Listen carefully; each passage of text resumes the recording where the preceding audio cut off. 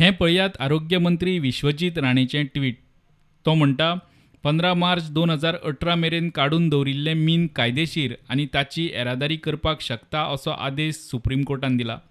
हो आदेश खंय मायनिंग डिपेंडंटांक मोठी थाकाय. ते उपरांत सांजे म्हणल्यार राज्य रक्षा मंत्री श्रीपाद नायकान जारी केल्लें अधिकृत प्रसिद्धीपत्रक पळयात. ते प्रमाण तो म्हणटा 15 मार्च 2018 मेरेन काडून दवरिल्ले मीन कायदेशीर आनी ट्रान्सपोर्ट करपाक शकता ह्या सुप्रीम कोर्टाच्या आदेशाक येवकार. 15 मार्च 2018 मेरेन काडिल्ले, रॉयल्टी भरिल्ले मात एक्सपोर्ट करपाक पावंक नाशिल्ले मीन उखलूंक दिवचे म्हूण कांय मायनिंग कंपन्यो सुप्रीम कोर्टात गेल्ल्यो.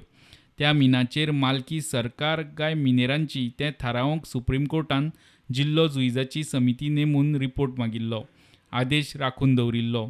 आतां दोनूय मंत्र्यांच्यो ह्यो जाहीर घोशणा. मुख्यमंत्र्याक कांयच कल्पना ना. प्रुडंटान रातीं मेरेन कोर्टाच्या आदेशाची कॉपी सोदली.